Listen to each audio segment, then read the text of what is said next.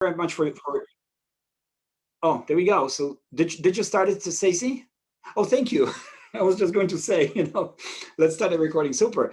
Thank you very much. So good morning, everyone. My name is Yarek Yanyo. I'm the Student Learning Outcomes Coordinator from Santa Ana College, and my co-presenter is Stacey Teeters. If you could please go ahead and introduce yourself. Hi, good morning, everyone. My name is Stacey Teeters. I'm one of the Guided Pathways Regional Coordinators for the Foundation for California Community Colleges, and I specifically serve the San Diego Imperial region. But why I'm on this with Yarek today is I am an SLO geek at heart. So I come from a background of institutional effectiveness and research, and so this is really important to bring this to the forefront because it is so related to guided pathways and the transformations that we need to do on behalf of our students. So welcome today. And if everyone would also like to introduce themselves via chat, we encourage you to stay active through chat and ask questions throughout the presentation as well. So good morning.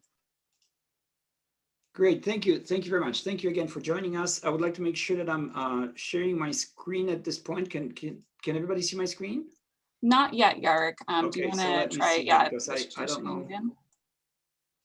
Let me see here. Oh, did that work? Oh, we see it now, but it's not in presentation mode.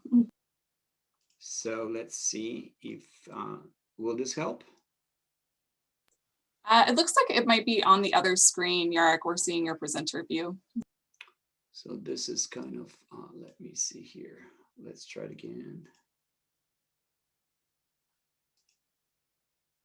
Okay, I'll just stop sharing for a second because again, I don't know why this is not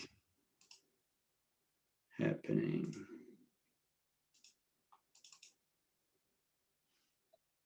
Okay, how is that?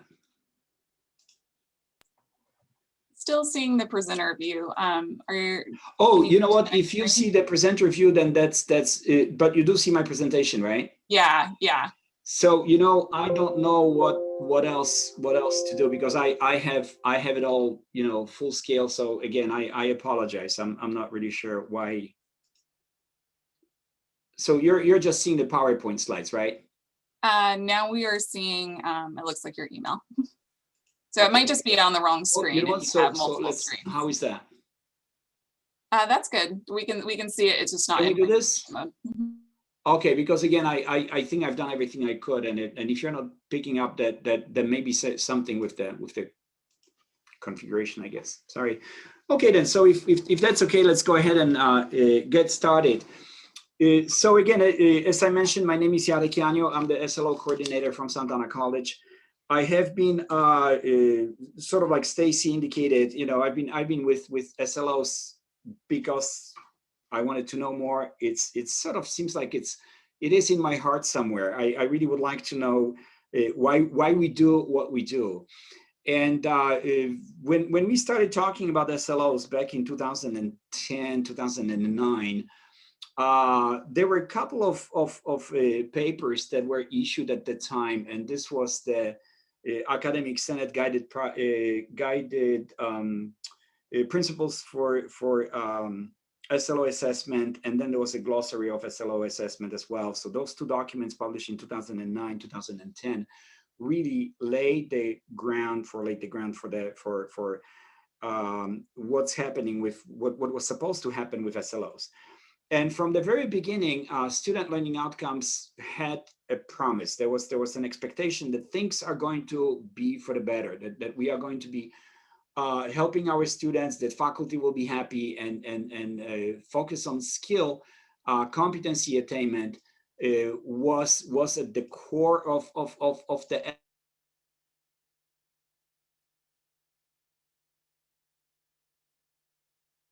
Oh, Yarek, you got muted.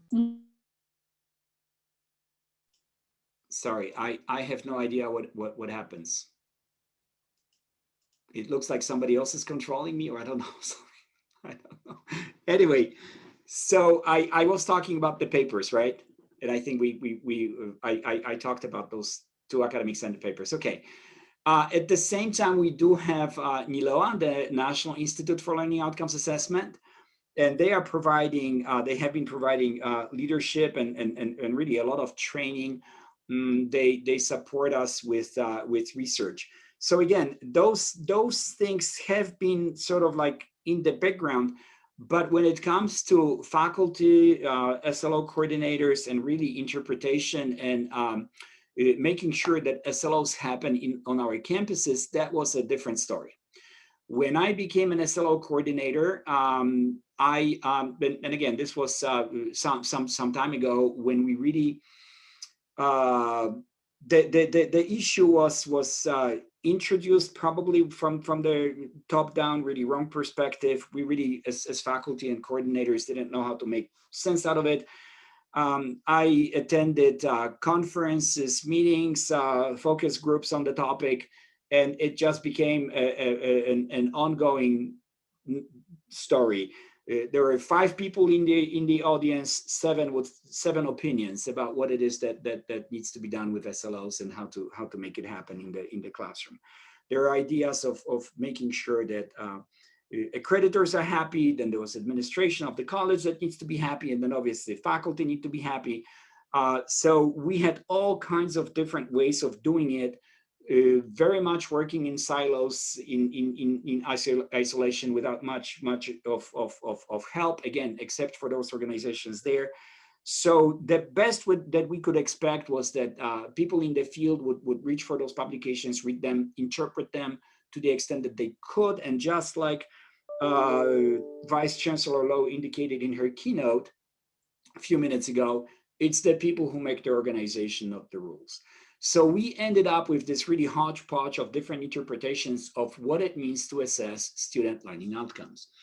So these observations, these thoughts led me to fall back on my research background, and I started thinking, okay, so what do I do to inform the discussion, or what do I need to do to put some common thought or common ground, and really start thinking of how should we understand the concept if really there are so few people that have any idea about what student learning outcomes are. Why is that the case? Why don't we know? So the question that occurred to me, okay, let's go ahead and think of what it is that, what's the state of the state, so to speak? What do we know? Where are we with this? I designed the research project based on the Delphi method, together with Mary Jo Apigo from West LA College. And we sent out first, we sent out the questionnaire to all SLO coordinators, so people who are their designees or people that we thought would know something about SLOs, in pretty much all colleges throughout the state. And we received, the question, the first question that we asked them was, what are the questions that faculty bring to you as an SLO coordinator? So what is it that teachers, that our faculty need to know about SLOs? We have received answers from them. We put the answers in categories. We came up with a ranking. We identified, and I'll show you in just a minute the details of it. We have identified 10 questions that were most commonly asked about SLOs throughout the state, and that phase of the project was actually very, very revealing, and I will get to it in just a minute. Then in the second round, what we did is we asked the SLO coordinators to give us answers to the questions that have been asked. And again, this was stage 2 that was also very, very revealing, because we actually knew, or we found out, what it is that we need to be telling faculty in response to those questions.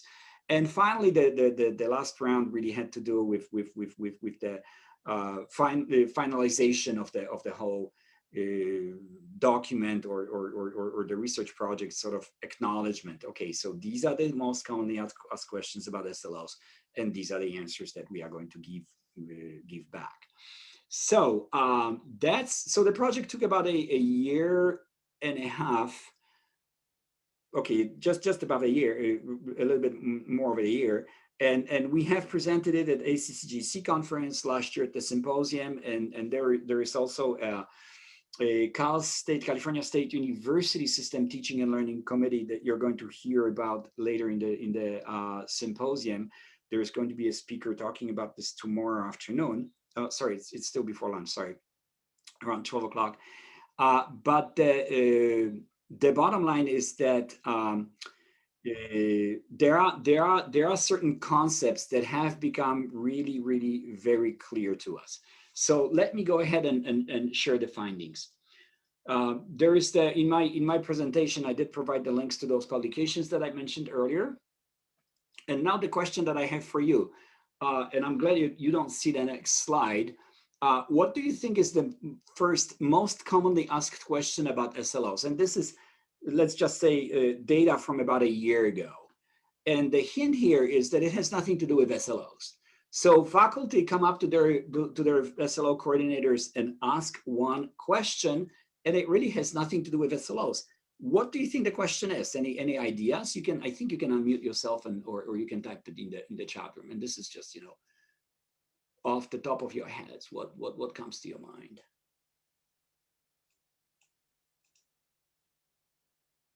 Any takers? Okay, so it's time for me to review the answer. Question number one that has to do with SLOs, and it's really not the question number one. Yeah, that's what's an objective is one of those questions. So the most commonly asked question about SLOs is not even a question that made it to the list. And the reason for that was that that was a question that only one person, maybe two, but people on campus had to answer. No one else could do it because the question really had to do with how do I log into the database? How do I log in to track that? How do I log into Noventive? How do I log into Illumin, TaskStream, or any other platform? So that was, again, very revealing. And I tell you, that was the question that was asked of SLO coordinators in the state by a long shot. Pretty much every single person who responded to my first inquiry, the question about the question, responded something in this using phrase such as this one. How do we log in? So that really points to the effort of trying to deal with compliance, deal with a system that is really imposed on us, that it really questions about pedagogy or how is it good for students, how is it good for faculty, are not even addressed here.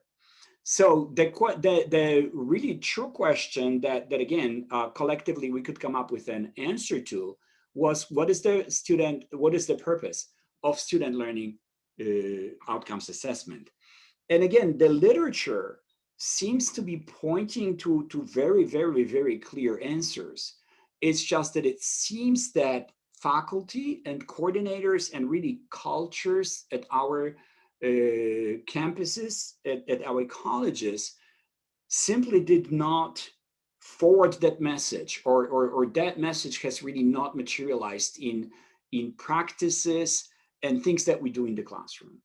So that was a very again revealing piece of news, because again, if we had been talking about SLOs for 10, maybe 15 years, in 2019, 2020, people are asking, what is the purpose? Very revealing. Stacy, if you have any thoughts on this, please. Yeah, I think, Jarek, it is really revealing, right? When the line of thinking goes to the system versus having those really purposeful conversations around this larger purpose, right? And trying to instill that kind of vision on a campus to create a culture of inquiry, which then comes back to improving practices in the classroom, improving practices happening around the campus. And it's just been very revealing. I personally, in my history in doing this work in institutional effectiveness and research, that's been very common. And I've worked at multiple institutions, right? In terms of how people are first introduced to SLO assessment, it is often through that compliance lens, so that people aren't necessarily seeing the value or the importance of what is it actually trying to get to at the root of it, right? We are trying to understand how students are learning, if what they are learning well, so we can continue to scale that up, reinforce that as a good practice across all the different sections and the courses we might teach. But then also, where are the gaps in learning, right? And often, if you don't even are not thinking in that mindset, you cannot, unfortunately, get to the meat of the issue, which is really trying to understand the students. What are they walking away from our classrooms with, right? So yeah, so it's so revealing. Whenever I get to talk to Jörg about these types of things, it's just, okay, we have a lot of work to do as a collective community to really reframe this work and how we talk about it and how we are becoming learning leaders to bring our colleagues along and help them to see the light, right? In terms of moving away from the compliance to making it more student-centered and equity focused in the work that we are doing, right? In the classroom and should be doing routinely all the time to make ourselves even better, because our students deserve it. Thank you, Stacy. So with this question in mind, I have started the Friday SLO talks, where we really talked quite a bit about how this question really needs to be addressed. And again, if you haven't heard about Friday SLO talks, please don't hesitate to let me know. Send an email to myself or Stacy, and we'll certainly help you with that. But the bottom line is that SLOs are for improvement of teaching and learning, and really ensuring equitable learning is what we are all about. So now what needs to happen is that competencies, skills need to be driving instruction. And again, that's something that again, Dr. Lowe mentioned. We've been in this antiquated system of teaching and learning for ages, for lack of a better expression, when it comes to the timeline. And we do need to change. We really do. As you saw her slide, when do students need to be taking standardized tests outside of the academia, right? Outside of higher ed, that's just not something that they normally will have to do. Yet this is a skill that we teach and take for granted all the time. Any questions? I'm sorry. We just got one very relevant comment in the chat. Craig pointed out a related first common SLO assessment question: what's my password, right? So even before, how do you log into the system? I don't even remember my login information. So true, Craig. I think there's a lot of empathy, and if you ever use the term grok, right, we empathetically know that feeling, because we've had that lived experience ourselves too. That's right. That's right. Very, very much spot on. Thank you. Thank you so much. Let's see. Craig, yes, I would certainly challenge you. You know, the Bernie Sanders meme, maybe we should do something like this with SLOs. That would just be absolutely fantastic. Let's see here. And Christy, would you like to ask a question?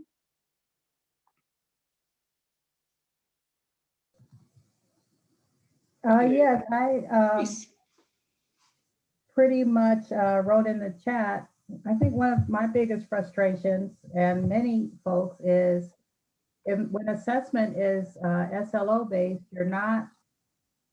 you're dealing with a collective assessment, and you're not getting to what happens in individual classrooms, and our data bear that out.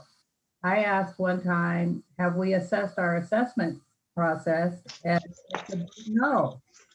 It's a big no. And you know, I asked, it's like the third rail, how dare I ask that question? But our assessment process hasn't yielded any outcomes, so therefore we're assessing the wrong thing. And that goes back to the point about compliance. We're required to assess SLOs, but it's not generating any improvement in outcomes. Right. So we are going to address this in just a minute. You're absolutely right. SLO assessment, as you can see, even from those first two questions, has been something that's been imposed on us, or at least that was the feeling, right? That, hey, I am doing my job, I am teaching, I'm grading, I can tell you how I spend my weekends, all those papers. I am a teacher, I have things to do. And now you want me to do SLOs? As long as we treat it as something that's added on to what it is that we currently do, nobody will ever be happy. Nobody likes to do extra tasks for no good reason, right? Let alone compensation. So let's move on to question number 2. Thank you, Marcy, for your comment. Question number 2, most commonly asked question. Again, faculty bring this question to SLO coordinators all the time. What's the difference between SLOs and grades? And when I was getting the answers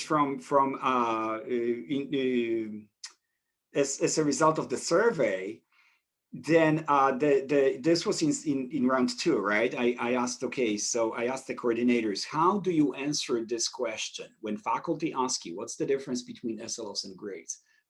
What type of answer are you going to give? And a lot of people were saying about, oh yes, that there is we already do grading, therefore we don't have to be doing SLOs, or this is already the system, so SLO assessment is really not necessary because we are fine. And then someone sent this statement that again, it was anonymous, so I really don't know who said it, but I think this is very revealing. And to be honest, this statement has been resonated in literature that I've read. Students care about the grades. So in other words, when you think about it, it's true. When you think of student learning outcome assessment, right, or SLO, this is something that we've been talking among ourselves for, let's just say, relatively short period of time. If when students leave our institutions, they would like to go out there and present certain skills, or at least that's what's required of them, right? Employers normally don't ask about SLOs. They are going to say something like, okay, what can you do? Or would you please tell me about how you think you are ready for this job? And the conversation during an interview normally does not revolve around GPA or courses that the students have completed, right? It's more about skill and competency that they bring to their workplace. So this, I think, is another example where the SLO discussion has been really misguided or ill-informed. That again, when we grade, and I believe, again, later in the symposium, we do have a fantastic speaker who talks about grading, and tomorrow there is Susan Bloom, who wrote the book about ungrading. That grades really don't tell you much about what it is that students have learned. Grades tell you how well students have fulfilled the requirements of the course. And if you have if you have children at home, I'm sure you can just see how they react to this. It's, my son is, he wants to play games, computer games, video games at the end of the day. So he's going to go through his work in 15 minutes. He's going to do the math, the language arts, so whatever he needs to do, and he's done literally in 15 minutes with everything that he needs to do. And then he wants to play the game. So I just, he fulfilled my expectation. He did. He finished his work. Now I can ask him, okay, have you learned anything from it? Whoa, okay. That's a different question. We are not going to talk about this. I did what I was supposed to do. Now I get to play the game. And the same scenario pretty much is present in our classrooms. That again, we use grades as means to motivate and point students in what we think is the right direction for them to learn. But really, there isn't any good way for us to actually attest to the fact that students have learned anything. Student who is getting an A in the class, okay, the assumption may be, it could be inferred, it could be implied that students have learned. But then there is all kinds of issues with grading. You might have heard of grade inflation, right? Of the fact that students who are finishing our courses, okay, what do you do with students who are getting B+? What does that mean? Like, to what extent did you learn anything here? So that's a very, very, very important question, very important discussion. Again, Stacy, please, I'll take a look at the chat. If you could please share your thoughts, I would appreciate it. Yeah, and Christy actually shared in chat something that I was going to bring up, right? A grade is a cumulative, assignment of points, however you have structured them into a course, right? So if attendance is a large chunk of that, that's not necessarily focused on the learning, right? In terms of actually, did that student leave that course having completed all of the competencies and mastering to whatever the appropriate level for that particular course is, right? Well, going and leaving that course with what we actually intended them to leave with, right? And I'm so excited right now about some of these conversations of tackling the big picture, right? Having this arbitrary grading system, which it varies so widely, right, between different people and their mindsets and how they distribute points, and what does an A mean in one class versus an A in another class, or a B, all of these different types of things. But I can't look at one section and said, no, right? If a student who has left that section has completed the critical thinking skill component that they needed to leave that course with versus another one, they could have the exact same quote unquote grade, however, right? So we really don't know those gaps in learning and can't have that meaningful conversation around the learning that students are doing, or actually, ending up with at the end of the day, without that ability to really dive down into this deeper, more disaggregated level of understanding competency attainment over the course of the student's educational career. So I am very excited about opening up these larger conversations about, can we do away with the A through F grading system? Because what is it truly reinforcing, right? If students are focused on racking up points versus understanding, like, I'm working on this specific component of my learning, right? I'm working on my critical thinking, I'm working on my communication skills in this area, in this particular course. And I think it really also directly ties into exciting things around transparency in curriculum design, right? Students should know what they are supposed to be learning, and it should be very clear. And everything, every assignment, every assessment is really tying into that in a way that makes sense, right? To students, to the faculty, and then also, employers are then able to kind of, if you were to show a syllabus that is saying all of these skills that the student is learning, and then you can see it, that communicates much more loudly, right, than, okay, the student got a B+ in this course. What does that actually mean at the end of the day? That is very difficult to interpret on a cumulative level. So just kind of so many great things that are happening now, and I'm excited. We're having a lot of these conversations at the SLO Symposium this year for this particular reason. I did want to reflect on some of the things in the chat. So yes, thank you, Christy, for sharing that grading on things that have nothing to do with content mastery, like attendance, punctuality, meeting arbitrary deadlines, and whether you've even read the syllabus. And then Craig has also shared, yeah, the heavy trip of grading too often undermines learning, right? So what is the motivation for students when they're chasing an A versus realizing that they are working to develop a competency, right? So I think if we even sit with that for a moment, I think it really underlines and underscores some of these bigger conversations and changes we need to make in higher education and education as a whole as well. And tomorrow we are going to have one of the panelists is going to be Susan Bloom, who is going to talk about the concept of ungrading. And she also wrote another brilliant book, I Love Learning, I Hate School. Very telling title. I think that sums it all up, that discussion about grades. Number 3 on our list, and I think this would be the question that Heather asked earlier. what is the objective? And again, that only points to this overall underlying confusion, lack of clarity, transparency, and really any type of system-wide discussion about this.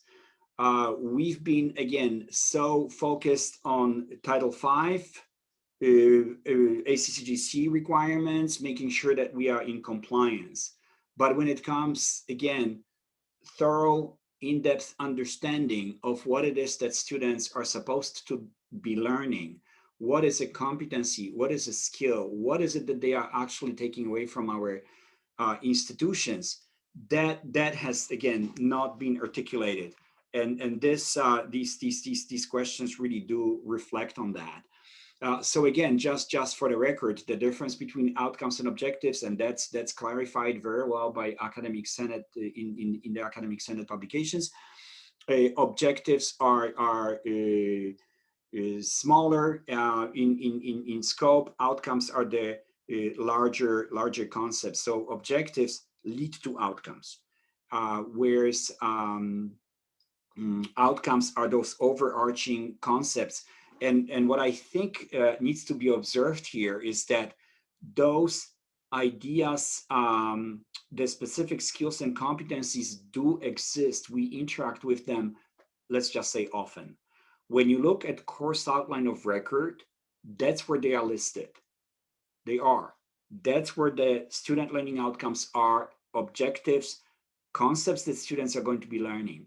So what needs to be said here, I suppose, is that if students are promised that course outline of record is going to focus on competency and skill attainment, and this is what students are going to be taking away from the course, then this is what we as faculty need to deliver.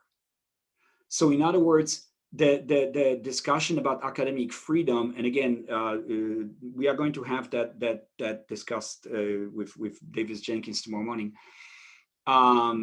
Academic freedom is really not the right answer here, because again, if I am a chemistry professor and I feel like watching, I don't know, horror movies throughout the semester is a good way to deliver the content, then that's my purview.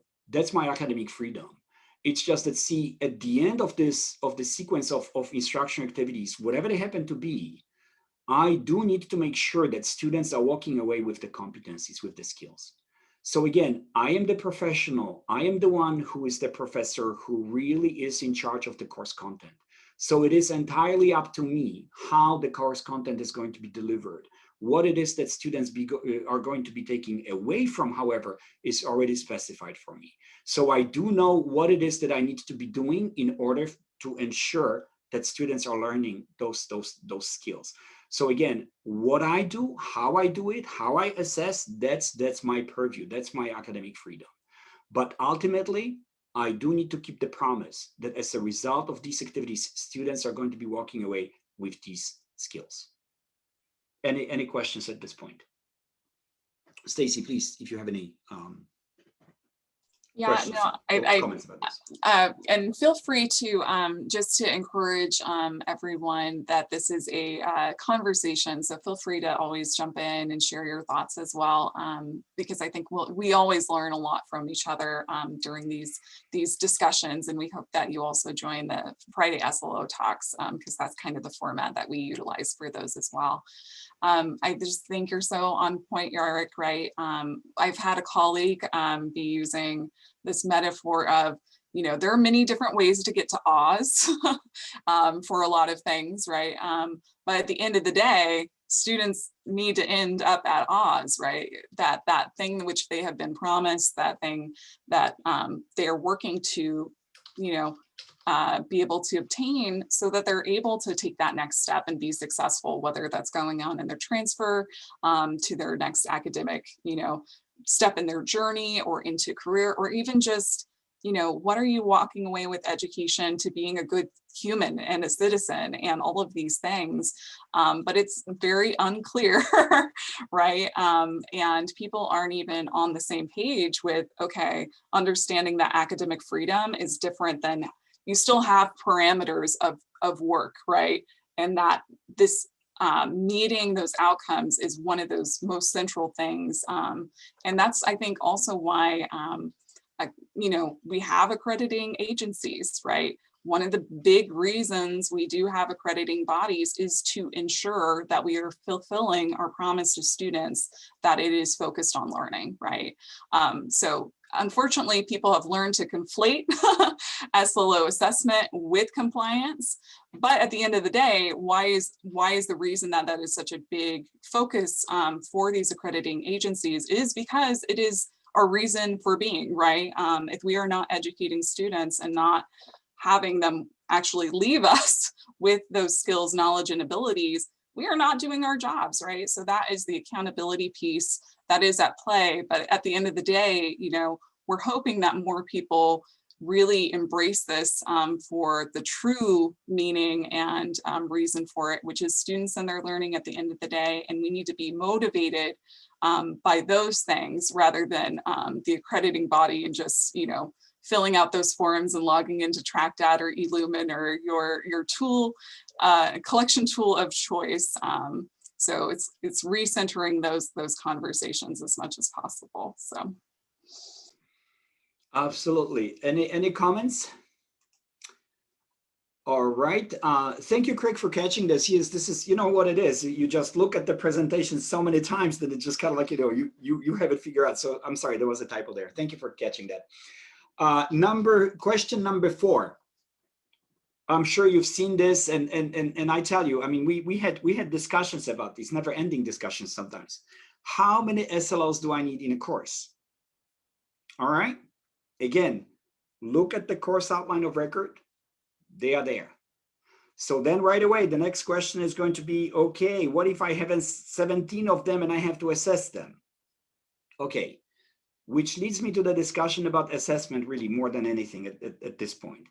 What happens is that faculty as teachers, we go into the classrooms, and to be honest, I have never seen a teacher who would not be assessing how students are doing. We come in and the first question that comes out of our mouths is, how is everybody doing? Do you have any questions about homework? What happened yesterday during the lecture? Is everything clear? What about this? Do you have any questions about the next week assignment? Things of that nature. Those questions are nothing but samples of assessment. We do try to figure out right off the bat how our students are doing, where they are, what is it that they need. We really like to meet them at the edge of their learning. And that's what those questions are for. So again, assessment is absolutely there. The question is going to be then of how that assessment is aligned with what it is that students learn versus our expectation as to what it is that students need to do in order to complete the course. Again, if my expectation is that students at the end of the course will have a 15-page position paper on an issue, okay, that's one thing. Quite another is that in the process, students are going to be doing the following. There is going to be a thesis statement, there is going to be a PA, there is going to be clear grammar, there is going to be specific content, beginning, development of the position, specific conclusion. Those are specific skills. Those are specific skills. So again, we'll talk about rubrics and how to put those things together in just a minute. But again, how many SLOs? The only answer that can be given to this question is it's for you to figure out. Please take a look at course outline of record, and again, create a spreadsheet or just a document that is going to outline and identify, articulate the specific skills that students are going to be taking away from the course. Then teach to those skills. Any questions about this question? Stacy? Yeah, not yet, Yark, but I was resonating with what you're sharing, right, about folks making this harder than it needs to be, right? Which I think is a big component of this is people always thinking that SLO assessment is an add-on, right? Versus understanding that you're assessing things all the time, right? It should be baked into the fabric of how you are teaching, how the course is already structured, right? If you know that you have a rubric for an assignment, right? take that information, utilize it, learn from it, how, see overall collectively how the students are doing, and then work from there, right? To focus or readjust how you're teaching to best serve their learning needs at that moment. When I was at Grossmont College with my colleagues, and we were working on trying to bring more understanding and ownership of this important assessment process, and inculcating a culture of inquiry and learning for improving teaching, right? One of the things we did was bring a NILOA coach, and we specifically branded it about, SLOs assessment, work smarter, not harder. Because at the end of the day, right, people tend to shy away from things when it's thinking of an add-on, or it's onerous and not helpful. But it really helped to that series that we did and put on with a professional development, large groups of faculty. We even worked with student services and instructional support services, because again, learning also happens outside the classroom, right? So we need to holistically be thinking of these things and addressing these things, but it has really helped change the narrative and the conversation when people see as just part of the regular routine, right? Versus having to do something separate. It's this thing that we do only for accreditation every 6 years, or whatever cycle we have for assessing or SLOs, and making it part of the inquiry process to improve teaching continuously, right? It should be happening even within your course, right? Because you're doing formative assessments throughout the semester or throughout the term to understand where students are, so you can hopefully, right, be able to understand their needs and then support them when they are needed. Thank you, Stacy, for mentioning the NILOA coaches. They are available. If you were to just go to type in Google NILOA coaches, you're going to find a link, I'm sure. And those are people that really will visit your college for free. I'm not really exactly sure how the system works, but Stacy just said that it does. So yeah, you apply and they match you up based on kind of some of the needs that you share, and then they come and they're free. So definitely utilize those resources when you have them available to you. Excellent. Oh yes, Craig, you have a question, go right ahead.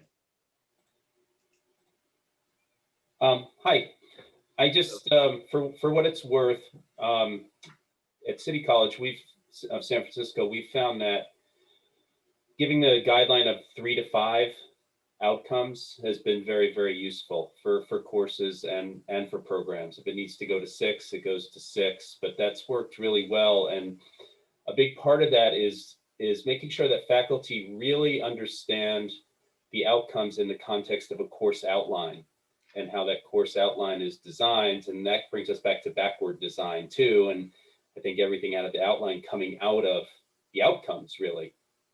We don't have objectives in our outlines. We have a big methodology section, but so often, I was an SLO coordinator for a long time, and I've been chairing curriculum for the last couple of years. So I've been kind of all over this, but it's just incredible how often faculty will put like everything into an outcome. And it's like, why are you doing that? That's covered in your content section. These are supposed to be broader statements, and trying to just pack everything into outcomes, and again, making it harder on themselves. And then when you have so many, it's like, how are you going to assess all of that? And you're not giving yourself enough flexibility in the assessments either, and allowing for enough, academic freedom with what the teachers need to do. But seeing it, making sure people are really seeing it in the context of the outline, I think makes a big difference when you're asking a question like, well, how many do you need? Right. Absolutely, yes. Thank you very much, Craig, for the confirmation. This is really very, very important, and to be honest, it has always been very revealing. That again, because we are used to the idea of having SLOs as this added-on activity, right? And then I mean, I'm already doing course outline of record. I'm look at my work, and again, I can attest to how many hours I spend on the weekend grading papers and assessing my student work. So again, I think what's missing from the discussion is this alignment of what it is that students learn versus completing course requirements. So again, Yes. thank you very much for That, bringing that this. alignment, I just want to add, also carries into, when you have families of courses, and then keeping that alignment happening, I think, in the families of courses too. Absolutely, absolutely. So the following question number 5, how do I assess SLOs? So again, we touched upon this briefly already. I think again, Dr. Lowe mentioned that in her keynote. Formative assessment is really sort of answer to a number of our questions here, because I tell you, especially with COVID, I hear voices. Okay, I had this proctored exam that was 85 questions. We had 7 proctors in a huge auditorium, and that happened at the end of the semester. This was my final. Now, I don't have an auditorium. I don't have proctors. I'm just speechless. I don't know what to do. So formative assessment is really, and again, I appreciate Dr. Lowe's comments on the topic, because formative assessment is what really helps you stick to the point. Why do we have SLOs? Why do we have course outline of record? Because those statements, those documents tell us about what it is that students need to learn. So now all I really need to do, and again, this is in line with Craig's comments, is that we need to have this alignment of competency attainment with assessment activity, or our teaching needs to happen in a specific context of a goal or an outcome, or understanding, demonstration of a specific skill. That's what we are after. So again, once we start thinking about the content of our courses that way, that again, we break it down into specific competencies, then we can move them to the next step, and using backward design, think of activities, and finally come up with assessment. And rubrics will help us navigate that activity, simply because, and again, we have Linda Sasky, who published a number of books on how to use rubrics for assessment of student learning. Rubrics will help us. Rubrics are those tools, instruments that help us identify the skills, match them with specific descriptions that will tell us about what it is that students will do at any given level, and we can observe that, and we can certainly see. So that's what we are after here. And again, when it comes to formative assessment, if we were to only do it throughout the semester, make sure that it's embedded in student lives, that students relate to the content, then we are home free. At the end of the semester, we have competent students who know what they are talking about. They can be proud of what it is that they have learned in the course. Stacy, if you have any comments on this.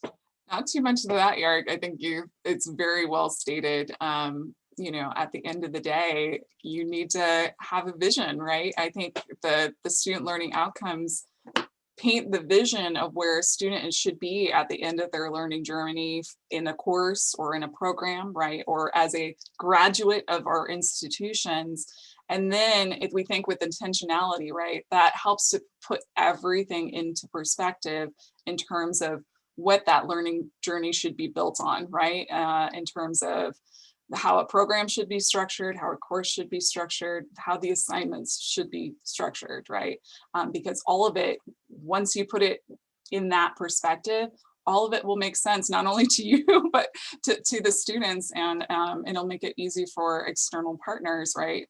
Be it our transfer institutions that we're articulating with, or employers, or just showing the value, right, to community members of the education that we are providing our students. It really helps to clarify all of those things.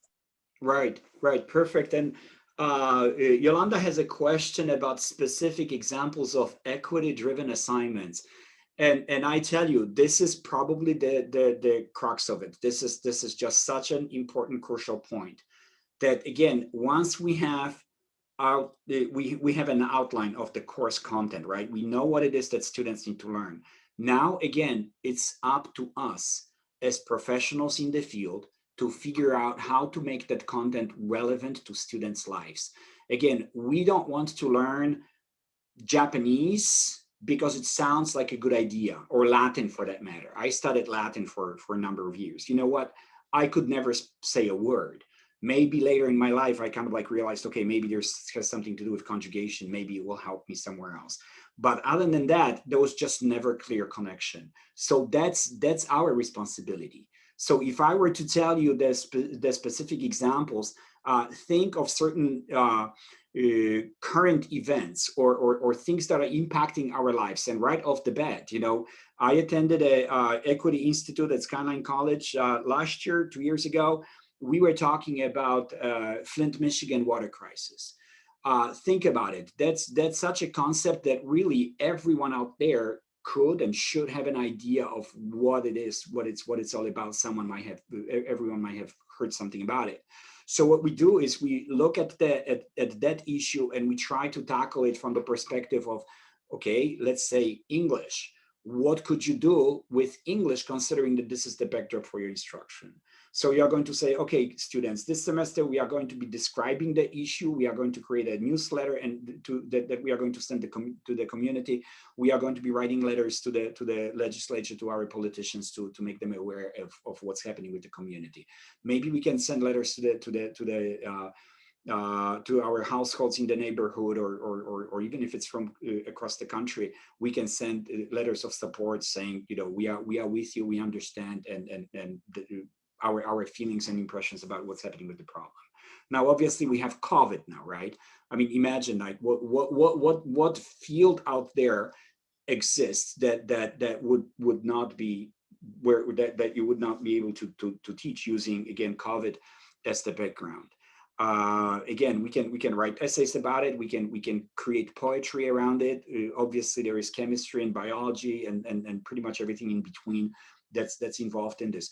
So again, look at the course outline of record, look at the objective, look at the outcome, then using the backward design, this is what students need to learn. This is the context. These are the activities. And again, please do make sure that activities are relevant, that students want to come to class because they know that they are going to find answers to questions that bother them. So this would probably be a more of a guiding question, guiding principle than I can think of. So that would be how I would approach that question. So please do let me know if that answers your question, Yolanda. Yeah, and just to, I think, add on quickly to Yarick's point, right?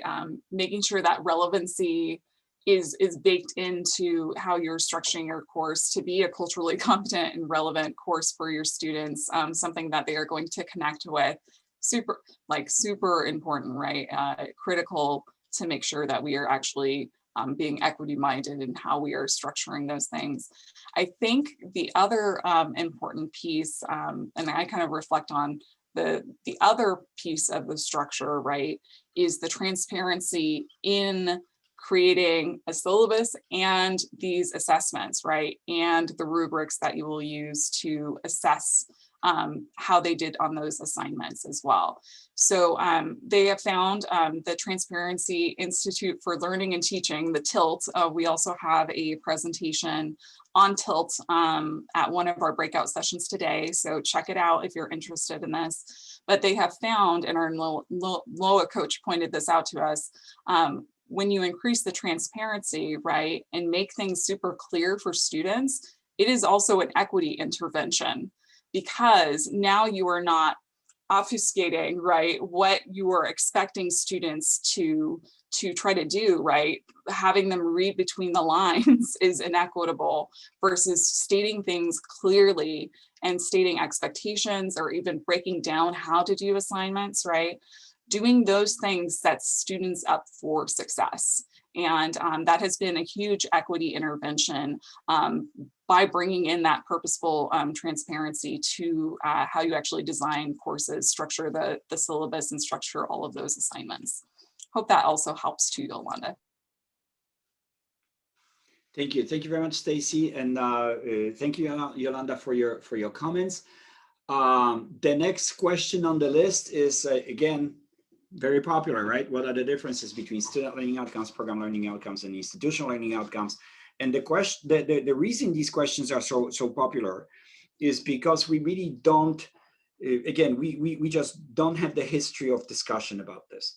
So when you think about competency attainment, the student learning outcomes can only happen at the course level.